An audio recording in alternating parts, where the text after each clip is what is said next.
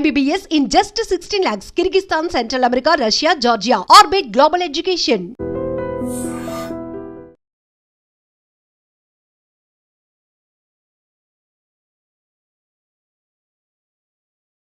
ఇప్పుడు మనం చూస్తే గోదావరి ఇంత ఉధృతంగా ఇక్కడ ప్రవహిస్తున్నట్టు కనిపిస్తుంది. ఇవన్నీ కూడా నీళ్లు ప్రాణహిత నుంచి వచ్చిన తర్వాత కనిపిస్తున్న గోదావరి మనకి ఇది. ఈ ఎదురుగా అక్కడి నుండి మనకు ప్రాణహిత వచ్చి ఇక్కడ గోదావరి కలుస్తుంది. ఇది మనం చూడొచ్చు స్పష్టంగా. అయితే ఇప్పుడు మనం పైనుంచి వెళ్ళి అటువైపు వెళ్తాం. ఇప్పుడు ఇక్కడ నుంచి వెళ్ళి అన్నారము, సుందిల్లా, ఎల్లంపల్లి అక్కడ నీళ్లు కనపడవు మనకి. ఇప్పుడు చుక్క నీళ్ళు కూడా ఉండవు. ఇక్కడ మాత్రం ఇంత పెద్ద ఎత్తున దాదాపు 7 లక్షల పైగా క్యూసెక్ల నీళ్లు మనకు ప్రవహిస్తూ కనబడుతూ ఉంది. ఇక్కడ ఈ ముందే మనం ఇక్కడి నుంచి పోతాం. దీనికి 1 కిలోమీటర్ అవతలోనే మనం ప్రారంభించుకున్న కాళేశ్వరం మొట్టమొదటి pump house, Kannepalli pump house ఇక్కడే ఉంటుంది. మనం ఈ ఒడ్డంటే ఇట్లా నడుచుకుంటూ వెళ్తే 1 కిలోమీటర్ దూరంలోనే ఉంటుంది. మనం కిందికి వెళ్తే మనం కనబడుతున్న బ్రిడ్జ్ తర్వాత 12 కిలోమీటర్ల కిందికి వెళ్తే అక్కడ మన మేడిగడ్డ బరాజ్ అక్కడ ఉంటుంది. ఇవాళ ఈ ప్రభుత్వం ఏదైతే చెప్తుందో ఇది కూలిపోయింది, కొట్టుకుపోయింది అనేది ప్రతి అక్షరం అబద్ధం అనేది ఇప్పుడు మనం చూడబోతున్నాం. ఇప్పుడు ఆ మేడిగడ్డ బరాజ్తో సంబంధం లేకుండానే మనకి ఇప్పుడు ఇక్కడ పంపులకు నీళ్ళు అందుబాటులో ఉన్నాయి. కన్నెపల్లి పంపులు ఏవైతున్నాయో ఇక్కడ మొట్టమొదటి కాళేశ్వరం దాంట్లో ప్రాజెక్టులో మొట్టమొదటి నీళ్ళు ఎత్తే ప్రాంతం, గోదావరి నుంచి నీళ్ళు తీసుకునే ప్రాంతం ఈ కన్నెపల్లి పంపు హౌజులు. ఇవి పూర్తిగా లైవ్గా ఉంది, మంచిగా ఉంది. ఒక బటన్ ఇట్లా నొక్కితే ఆన్ అవుతుంది. ఇప్పుడు ఇది కేసీఆర్ గారు ఇక్కడనే ఎందుకు ఎంచుకున్నారు అని అంటే నీళ్ళు అనేవి ప్రాణహిత నుంచి వచ్చి కలిసే ప్రాంతంలో మనకు సంవత్సరంలో 10 నెలలు దాదాపు అందుబాటులో ఉంటాయి. పైన ఏదైతే ఉందో గోదావరి పైనుంచి వచ్చి ఏదైతే ఉందో ఎస్ఆర్ఎస్పి కావచ్చు, దాని దిగువ ప్రాంతం కావచ్చు, అక్కడెక్కడ కూడా మనకు నీళ్లు ఆగస్టు వరకు కూడా అందుబాటులోకి రావడం లేదు. ఎప్పుడు కూడా ప్రతి సంవత్సరం అది కొన్ని సంవత్సరాలు అసలు రావు. కానీ ప్రాణహిత మాత్రం 50 ఏళ్ళు 100 ఏళ్ళ చరిత్ర తీసుకుంటే ఎప్పుడు చూసినా సరే ఏ ఒక్కరోజు కూడా ఆగకుండా వస్తుంది. ప్రాణహిత కలిసిన తర్వాతనే గోదావరి లైవ్ రివర్ అవుతుంది. ఎప్పుడు కూడా సంవత్సరం అంతా కూడా ఆగకుండా మనకు నీళ్ళు కనపడేది ప్రాణహిత నీళ్ళు వచ్చి దీంట్లో కలిసిన తర్వాతనే. ఇది ప్రారంభం.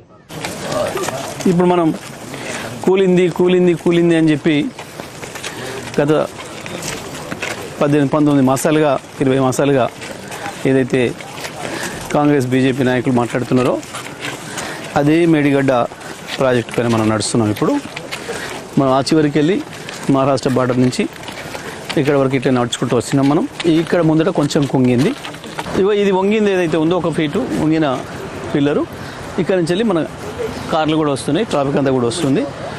అంటే కాళేశ్వరం కొట్టుకపోయింది అని వీళ్ళు చేసిన ప్రచారం ఏదైతే ఉందో శుద్ధబద్ధం అనే విషయం మనకు స్పష్టంగా కనబడుతుంది. ఈ గేట్లు దించడం ద్వారా నీళ్ళని ఇక్కడ ఆపుకోవచ్చు. ఈ పైకి మొత్తం కూడా నీళ్ళు ఆపుకోవచ్చు. మనం ఇక్కడ ఎంత ఆపుతామంటే ఒక 16 టీఎంసీల నీళ్ళు ఆపుకోవచ్చు మనం. ఆ పైన మనం కన్నెపల్లి పంప్ హౌస్. అయితే ఇప్పుడు ఈ నీళ్ళని ఇక్కడ ఆపి అక్కర లేకుండా కూడా కన్నెపల్లి పంప్ హౌస్ను ఆన్ చేసుకొని మనం నీళ్ళు తీసుకోవచ్చు. ఎందుకంటే ఎత్తిపోసేది అక్కడి నుంచి. ఇక్కడ దేని కొరకు కట్టిండి ఇది కేసీఆర్ గారు అంటే ఎండాకాలంలో కూడా ఈ నీళ్ళని ఆపుకుంటే ఇక్కడ ఆ తర్వాత వచ్చే వానకాలానికి నీళ్ళు అవసరం పడితే ఈ నీళ్ళను కూడా వాడుకోవచ్చు. ఒకవేళ వర్షాలు ఏదైనా సందర్భంలో ఆలస్యం అయితే ఈ నీళ్ళను కూడా మనం వాడుకొని ముందుకు తీసుకొచ్చుకోవచ్చు. నార్లు పోసుకోవడానికి ఇతర అవసరాలకు ముందుగా వాడుకోవచ్చు అనే ఉద్దేశంతో దీన్ని కట్టింది. ఇది లేకపోయినా కాళేశ్వరం ప్రాజెక్టుకి ఏమి ఇబ్బంది లేదు, నీళ్ళు రావడమే ఆగదు. ఇప్పుడు మనం అక్కడ చూస్తాం కన్నెపల్లి పంప్ హౌస్ దగ్గర ఆల్రెడీ పంపులకు నీళ్ళు అందుతున్నాయి ఎత్తుకోవడానికి. ఆ నీళ్ళు ఎప్పుడు అందుతూనే ఉంటాయి, 6-7 నెలలు అందుతాయి. ఎప్పుడు అంటే వరద తగ్గిన తర్వాత, ప్రాణహిత నుంచి వచ్చిన వరద మొత్తం తగ్గిన తర్వాత ఇవి నీళ్ళు ఇక్కడ అందుబాటులో ఉండటానికి అని చెప్పి ఈ బ్యారేజ్ కట్టింది. ఇది మొత్తం కాళేశ్వరం బ్యారేజ్ల ప్యాకేజీలో మొత్తం అన్ని కలిపి 19 రకాల కాంపోనెంట్లు ఉంటే అది ఒక్కటిది. దీని ఖర్చు 2500 కోట్లు. ఇన్ని 85 పిల్లర్స్, 85 గేట్లు, వీటన్నిటి ఖర్చు కలిపి 2500 కోట్లు. దాంట్లో పోయింది ఇది ఒక్కటి. దీన్ని చేసుకుంటే 2-3 నెలలు ఎప్పుడు అయిపోయేది వాస్తవానికి. కానీ ప్రభుత్వానికి ఇష్టం లేకనే చేయడం లేదు. ఇది కాళేశ్వరం కథ. ఇప్పుడు మనకి ప్రాణహిత కలిసిన తర్వాత వస్తున్న గోదావరి ఇది. నీళ్ళు ఎంత పోతుంది, ఎంత ప్రవాహం పోతుందో చూడండి. లక్షలాది క్యూసెక్లు పోతున్నాయి ఇప్పుడు ఆల్రెడీ. ఇక్కడ నీళ్లు ఉన్నాయి. ఈ నీళ్ళను మనం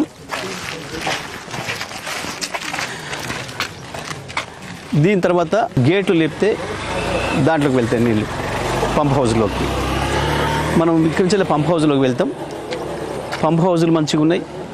ఇది కాళేశ్వరం ప్రాజెక్టులో భాగంగా మొట్టమొదటగా గోదావరిలో నీళ్ళు ఎత్తుకున్న ప్రాంతం, ఇది ఎత్తుకునే ప్రాంతం. దీన్ని కన్నేపల్లి పంప్ హౌస్ అని అంటారు.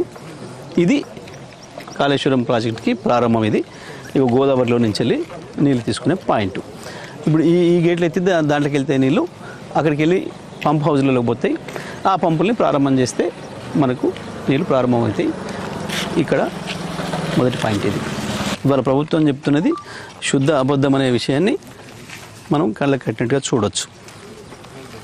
ఇక్కడ నీళ్ళు ఉన్నాయి గోదావరిలో, పంప్ హౌజులన్నీ మంచిగా ఉన్నాయి.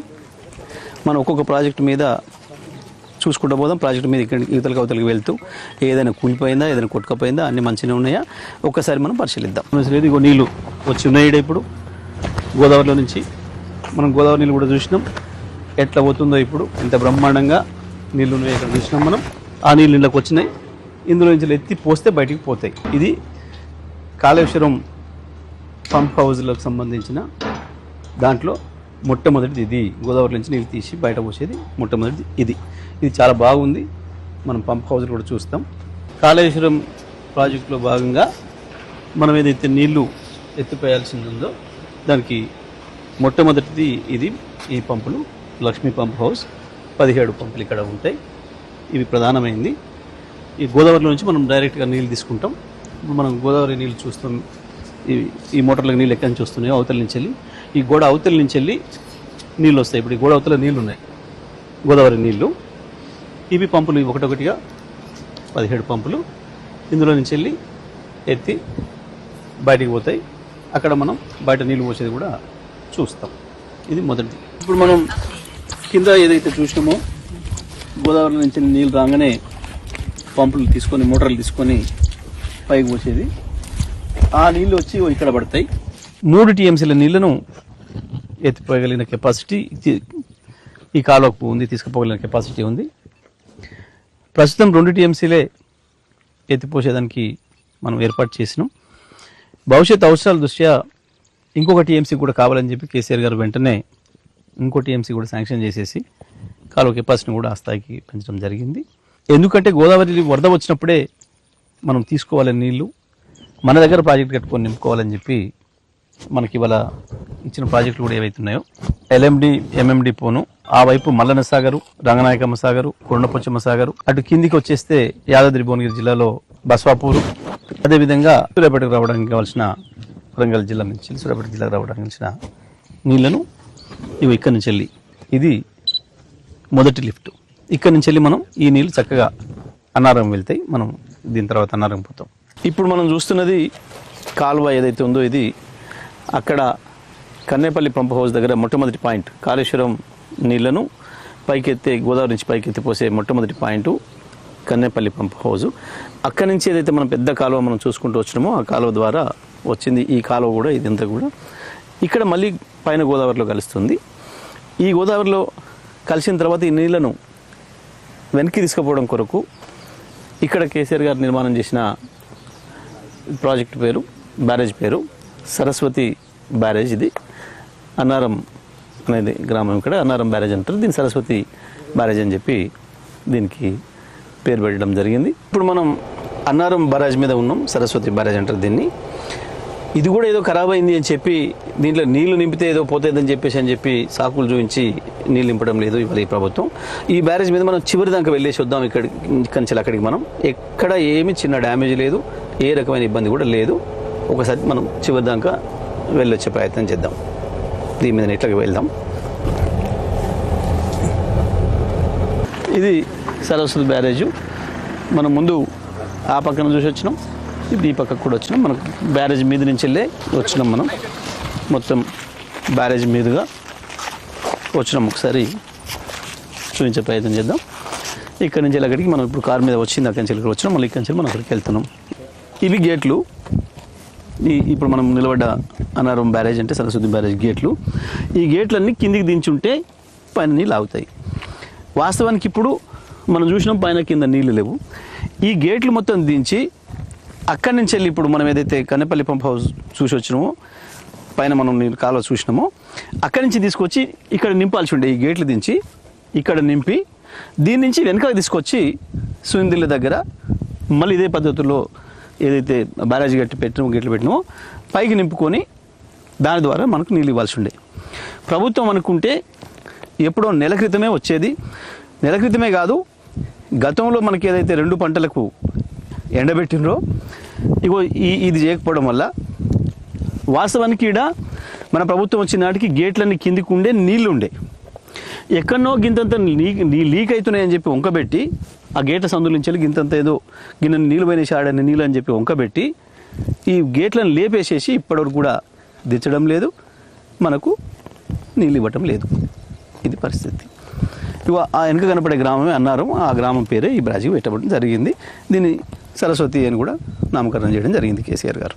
ఇది అన్నారం బ్యారేజ్ కథ. అన్నారం బ్యారేజ్ దగ్గర నుంచి నీళ్ళు రిటర్న్ ఏదైతే పైకి వస్తాయో ఈ నీళ్ళని ఎత్తి మనం పైకి పోస్తాం. కాబట్టి దీనికి అన్నారం దగ్గర నిలబడ్డ నీళ్ళు ఇక్కడానికి వచ్చినాయి కాబట్టి అని చెప్పి దానికి పెట్టిన పేరే సరస్వతి బ్యారేజ్ అని. ఈ పంప్ హౌస్లో కూడా సరస్వతి పంప్ హౌస్ అని పేరు పెట్టారు కేసీఆర్ గారు. ఈ నీళ్ళు ఎత్తి పైకి పోసేది సుందిళ్ళ బ్యారేజ్, పార్వతి బ్యారేజ్. అట్లా ఇవి సుందిళ్ళ దగ్గర నిర్మించబడ్డ సరస్వతి పంప్ హౌసెస్. అన్ని మోటార్లు కూడా చాలా బాగున్నాయి. ఇప్పుడు ఇట్లా బటన్ ఆన్ చేస్తే అన్నీ కూడా ప్రారంభం అవుతాయి. ఎక్కడ ఏ చిన్న సమస్య వచ్చినా రిపేర్ చేయడానికి ఇగో ఈ క్రెయిన్లు, భారీ క్రెయిన్లు, ఇవి ఇట్లా నిమిషాల మీద మళ్ళీ వాటిని ఎత్తి బాగు చేసి పెట్టుకోవడానికి కావాల్సిన పద్ధతుల్లో అంతా కూడా మనం ఏర్పాటు పెట్టుకోవడం జరిగింది. చాలా మంచిగా ఉంది, ఏ ఇబ్బంది కూడా లేదు దీనికి. ఇప్పుడు మనం చూస్తున్నది సుందిళ్ళ బ్యారేజు. ఇది గోదావరి నది. మళ్ళీ ఈ గోదావరి నది మీద సుందిళ్ళ బ్యారేజ్ మనం నిర్మాణం చేసుకోవడం జరిగింది. కాళేశ్వరం లిఫ్ట్లో భాగంగా ఇది చేసుకున్నాం. రెండవది ఇది. మొదట మనం చూసింది కన్నెపల్లి పంప్ హౌజు. కన్నెపల్లి దగ్గర నీళ్లు లేసి వచ్చి అన్నారం దగ్గర పోసినాం. దీంట్లో గోదావరిలో అన్నారం దగ్గర బ్యారేజ్ కడితే ఆ నీళ్ళు ఇక్కడి వరకు వచ్చి కిందికి వచ్చి ఆగినాయి. వాటిని మనం సరస్వతి లిఫ్ట్ చేసుకొని ఈ పంపులు ఏదైతే కనబడుతున్నాయో మీకు అవి, దాని ద్వారా నీళ్ళు ఇందులో పోసిన నీళ్ళు సరస్వతి లిఫ్ట్తో దీంట్లో పోసిన నీళ్ళు ఇందులోకి వస్తాయి, గోదావరిలోకి వస్తాయి ఈ మార్గం నుంచి. ఇక మళ్ళీ మనం ఇక్కడ దీన్ని అడ్డుకట్టేసుకున్నాం. బ్యారేజ్ కట్టుకొని ఇక్కడ నీళ్ళను ఆపుకుంటే ఇవి ఈ రకంగా వెనకకు పోయి మళ్ళీ ఎల్లంపల్లికి తడుతాయి. అక్కడ మనం ఇక్కడి నుంచి మనం ఎల్లంపల్లికి పోతాం. ఎల్లంపల్లి బ్రిడ్జ్ దగ్గర మళ్ళీ ఇట్లనే ఒకటి లిఫ్ట్ పంపింగ్ పెట్టుకొని లేపి మళ్ళీ పైకి ఎల్లంపల్లిలో పోసుకుంటాం మనం. ఇప్పుడు మనం సుందిళ్ళ బ్యారేజ్ చివరి అంచుకు వచ్చినాం. మనం దాదాపుగా కిలోమీటర్ పైన మనం ప్రయాణం చేసేసి ఇక చివరికి వచ్చినాం. ఇది ఈ వైపు గేట్ మనం చూస్తూ ఉన్నాం. ఇప్పుడు ఇది మనం చూస్తున్నది గోదావరి సుందిళ్ళ దగ్గర, సుందిళ్ళ బ్యారేజ్ మీద మధ్యలో నిలబడి ఉన్నాం మనం. మొత్తం దీనిపైన మనం ఈ చివరి నుంచి ఆ చివరికి ప్రయాణం చేసినాం. చాలా భారీ వాహనాలు కూడా పోతున్నాయి చూస్తున్నాం. అంటే మనకి ఇది సుందిళ్ళ బ్యారేజ్ కూడా చాలా మంచిగా ఉంది, ఎక్కడ కూడా ఏమి ఇబ్బంది లేదు అనే విషయాన్ని మనకి తెలియజేస్తూ ఉంది. ఇక్కడి నుంచి వెళ్ళి అక్కడి వరకు అన్ని పిల్లర్స్ కూడా మంచిగానే ఉన్నాయి, అన్ని గేట్స్ కూడా మంచిగానే ఉన్నాయి, ఏ ఇబ్బంది కూడా లేదు. దీనికి ఎక్కడో ఒక గేట్లో ఒక చుక్క నీళ్ళు లీక్ అయినాయి అని చెప్పి ఆడ అసెంబ్లీలో ఆయన చూపించేసేసి ఎంత పెద్ద నోరేసుకొని మాట్లాడి చెప్పింది ఉత్తమ్ కుమార్ రెడ్డి. ఇక్కడనే అంతా చాలా బాగుంది చూడండి, ఏ ఇబ్బంది లేదు. ఏంటన్నా మనం సొంతంగా పూర్వం మనకు తెలుసు బోధలు వేసుకొని నీళ్ళు పై తీసుకుపోయేటోళ్ళం. బోధ వేసుకున్నప్పుడు ఇంత లీకేజ్ అయ్యేది, సహజంగా మనం రిపేర్ చేసుకునేది. మనం సొంతంగా పైప్ లైన్ వేసుకొని కింది నుంచి వెళ్ళి ఇప్పుడు మనం మూసి నుంచి వెళ్ళి కావచ్చు లేదా ఇంకో కాలువ నుంచి కావచ్చు, మన బాయిల నుంచే పైకి వేసుకోవడానికి కావచ్చు, మోటార్ మనం పైప్ లైన్లు వేసుకుంటున్నాం. ఎప్పుడైనా ఒకసారి లీక్ అవుతుంది, మనం సొంతంగా వేసుకునేది కూడా లీక్ అవుతుంది, తీసి బాగు చేసుకొని మళ్ళీ వెంటనే నడిపించుకుంటాం. కానీ లీక్ అవుతుందని చెప్పేసి మొత్తం బంద్ పెట్టి ఎత్తేసిపోం కదా మనం. ఇవాళ ప్రభుత్వం చేస్తున్న దుర్మార్గం ఇది మనకు స్పష్టంగా కనబడుతుంది.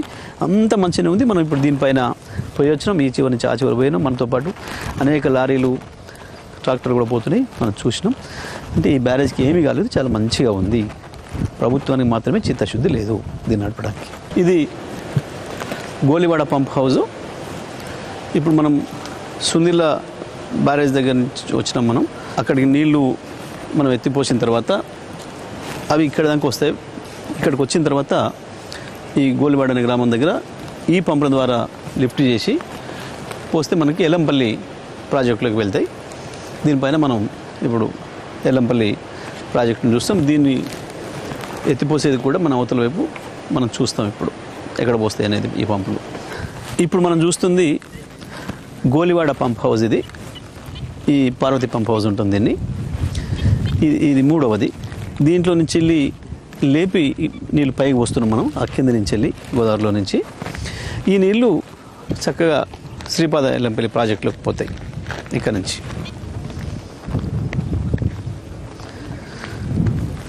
అంటే ముందు కన్నెపల్లి పంప్ హౌస్ దగ్గర లేపి పోస్తే అన్నారం బ్రిడ్జ్ వరకు వచ్చినాయి. అన్నారం నుంచి వెనక్కి దట్టిన నీళ్ళను సుందిల దగ్గరికి వచ్చిన తర్వాత సుందిల దగ్గర లేపి పైకి పోసినాం. మళ్ళీ ఆ బ్యారేజ్ నుంచి తట్టుకొని పైకి వచ్చిన తర్వాత ఇక్కడ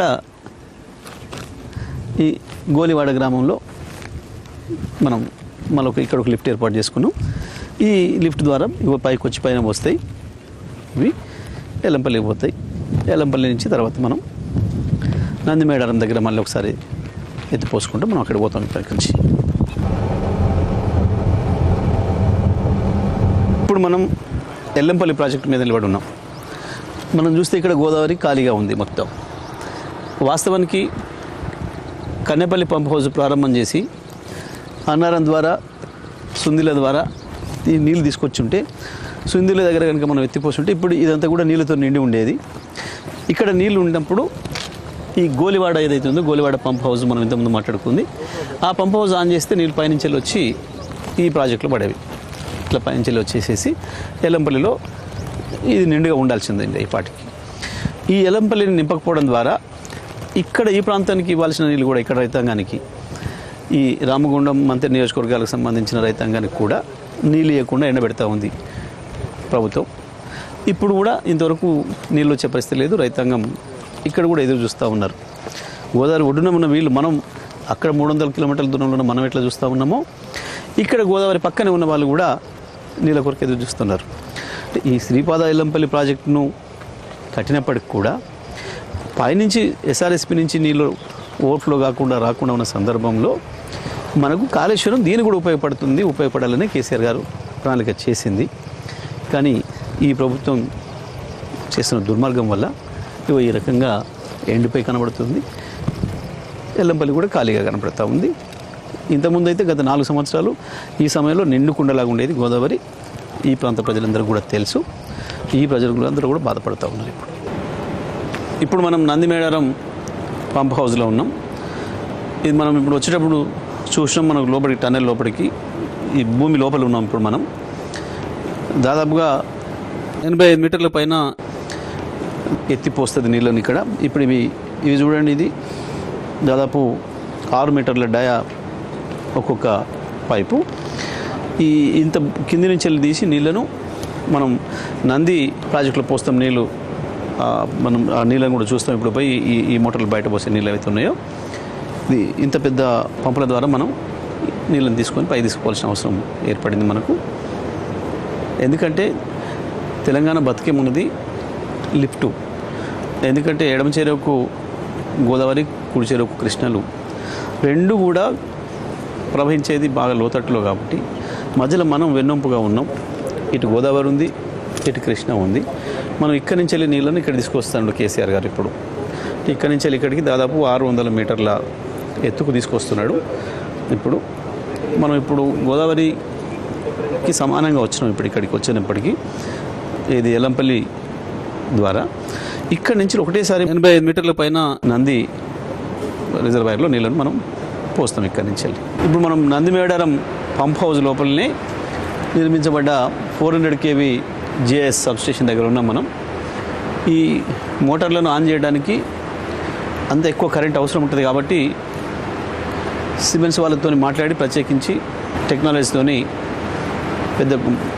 ఇంత పెద్ద సబ్స్టేషన్ను అండర్గ్రౌండ్లోనే మనం ఏర్పాటు చేసుకున్నాం. ఇప్పుడు ఇది మనం భూమి లోపల ఉన్నాం, గుట్టల కింద ఉన్నాం. ఇది 100 మీటర్ల లోపల ఉన్నాం.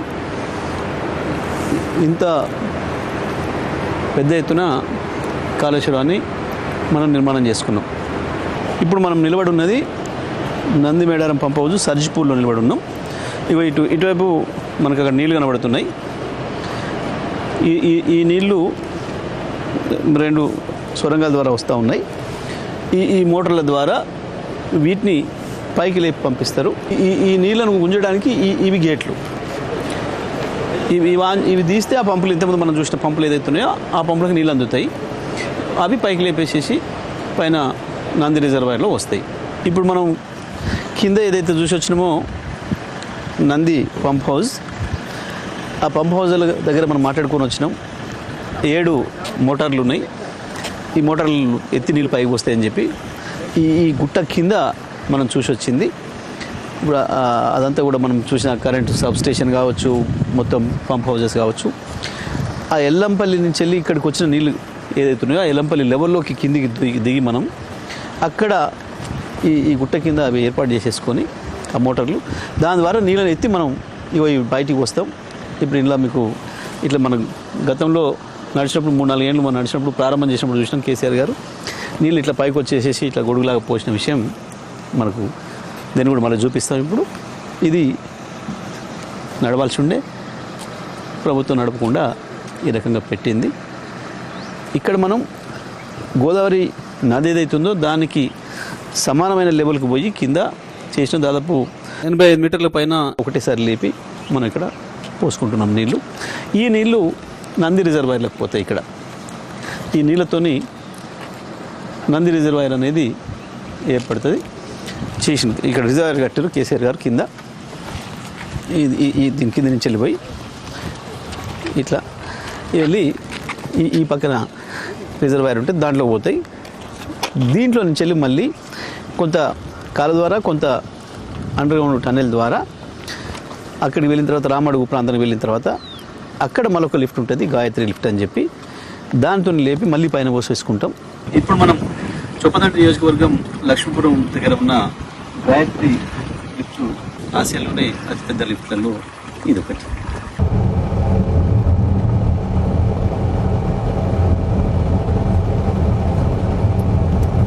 నందిమేడారం దగ్గర మనం ఎత్తిపోసిన నీళ్ళు ఏవైతున్నాయో అవి కొద్ది దూరం కాల ద్వారా తర్వాత కొంత అండర్గ్రౌండ్ ద్వారా వచ్చిన నీళ్లు ఇక్కడికి వస్తాయి. ఇది మనం ఇక్కడ ఉన్నది గాయత్రి పంప్ హౌజు. ఇది లక్ష్మీపురం అని చెప్పి చొప్పదండి నియోజకవర్గంలోని గ్రామం దగ్గర ఉన్న పంప్ హౌస్. ఇది ఇక్కడికి వచ్చిన ఈ నీళ్ళు ఏవైతున్నాయో ఇది సర్జిపూల్ అంటాం మనం. దీంట్లో నుంచి వెళ్ళి లిఫ్ట్ల ద్వారా పైకి తీసుకొని ఇప్పుడు మనం చూసిన లిఫ్ట్లు ఏదైతున్నాయో ఆ లిఫ్ట్ ద్వారా తీసుకొని మళ్ళీ ఒక 85 మీటర్ల పైకి లేపి మనం బయట పోసుకుంటాం. ఇట్లా ఈ దీంట్ల ద్వారా వచ్చిన నీళ్ళు ఇవి. ఇప్పుడు మనం నిలబడి ఉన్నది మిడ్ మానేర్ డ్యామ్. ఇది మొత్తం ఖాళీగా మనకు కనబడుతూ ఉంది. ఇది కట్ట. ఇక్కడ వరకు ఉండాల్సి ఉండే నీళ్ళు చుక్క నీళ్ళు కూడా లేవు, ఎండిపోయి కనబడుతూ ఉంది. ఇక్కడికి మనం కన్నెపల్లి దగ్గర ఏదైతే మనం చూసినామో ఇవాళ నీళ్లు కనబడుతున్నాయో మనకు ఆ పంపులు ఆన్ చేస్తే మనం ఒకటి మనం మాట్లాడుకున్నట్టు సుందిల్ల ముందు అన్నారం, తర్వాత సుందిల్ల, ఆ తర్వాత ఎల్లంపల్లి, ఆ తర్వాత వచ్చే పంపులు నందిమేడారం, ఆ తర్వాత గాయత్రి పంపులు, వాటన్నిటి ద్వారా వస్తూ ఇది నిండాలి. ఇది నిండితే ఇటు నుంచి వెళ్ళి ఇటు పైకి మల్లన్న సాగర్ కావచ్చు, రంగనాయక సాగర్, కొండపోచమ్మ సాగర్, మన భువనగిరి దగ్గర ఉన్న బస్వాపూర్ ప్రాజెక్టు, వాటన్నిటి కూడా ఇక్కడి నుంచి వెళ్ళి వెళ్తాయి నీళ్ళు. అదేవిధంగా మనకు కింది నుంచి గేట్లు తీస్తే ఇది కిందికి పోయి కరీంనగర్ దగ్గర ఉన్న ఎల్ఎండికి వస్తాయి. ఎల్ఎండి నుంచి మనకు ఇక్కడ ఉన్నట్టు ఒక స్లూస్ ఉంటుంది, ఒక కాలువ మనకు ఆల్రెడీ ఉన్నది కాకతీయ కాలువ పంచం. దాంట్లో నుంచి మనకు చక్కగా హుజురాబాద్ నుంచి వరంగల్ జిల్లా నుంచి మనకు మైలవరం ప్రాజెక్టు నుంచి మన బయ్యానబాగ్కి వచ్చి అక్కడి నుంచి మనకు తుంగతుర్తి సూర్యాపేటకు నీళ్ళు వస్తాయి. ఇది కాళేశ్వరం నుంచి నీళ్లు మన సూర్యాపేటకు చేరే కథ. కానీ ఇవాళ మనం చూసి వచ్చినాం, అక్కడ మనం కన్నెపల్లి దగ్గర నీళ్ళు ఉన్నాయి, మంచి బ్రహ్మాండంగా ఇట్లా బటన్ నొక్కితే రావడానికి సిద్ధంగా ఉన్నాయి. అన్ని ప్రాజెక్టులు మంచిగానే ఉన్నాయి, బ్యారేజ్లు అన్నీ మంచిగా ఉన్నాయి, అన్నీ లిఫ్ట్లు కూడా మంచిగా ఉన్నాయి. ప్రభుత్వం దగ్గర చిత్తశుద్ధి మాత్రమే లేదు, మిగతా అన్నీ మంచిగానే ఉన్నాయి. అక్కడ కనుక ఆన్ చేస్తే ఇందులో రెండో రోజుకే నీళ్ళు నింపొచ్చు. ఇది రెండో రోజుకు నిండితే మూడో రోజు సాయంత్రానికి, నాలుగో రోజుకి మనకు సూర్యాపేట చేరుకుంటాయి. రావి చెరువుకు మన చిన్న సీతారాం తండకు కూడా నాలుగో రోజుకి నీళ్ళు ఇవ్వచ్చు, మన మూతకి కూడా నాలుగో రోజుకు నీళ్ళు ఇవ్వచ్చు. ఇది కాళేశ్వరం నుంచి